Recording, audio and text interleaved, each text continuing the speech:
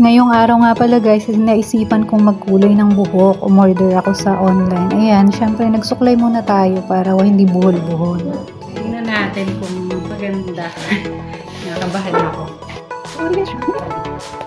Yung nakita ko na may suklay. Yan nga pala guys, yung diretso may brush na or suklay na. Pipindot-pindutin mo lang siya.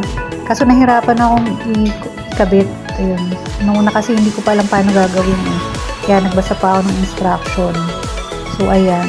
Nung tinesting ko na siya, nakita ko may lumabas dun sa pinakang brush niya. Pag pinipress mo, nalabas na yung pangkulay. Akala ko nung una inimix ko pa.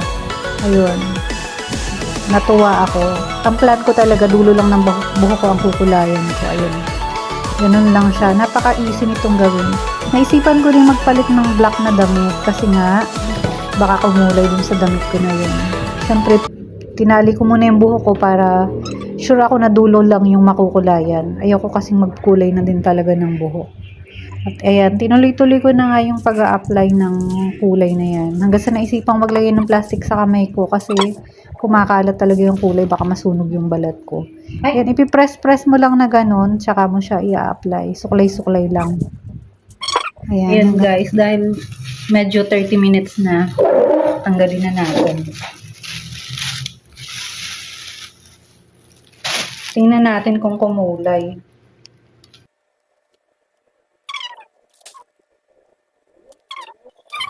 Ang kulang ko ay blower.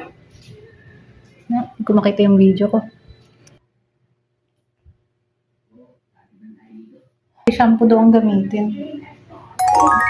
Tingnan nyo guys kapag masisilayan ng araw.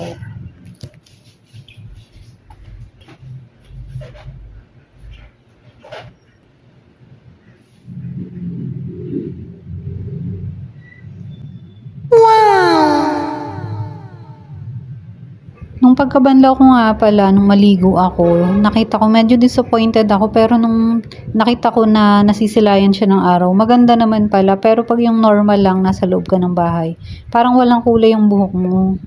Ayan, kita nyo naman, maganda siya. Kaso kailangan masilayan talaga siya ng araw. Ayan. Ayan o, tingnan nyo.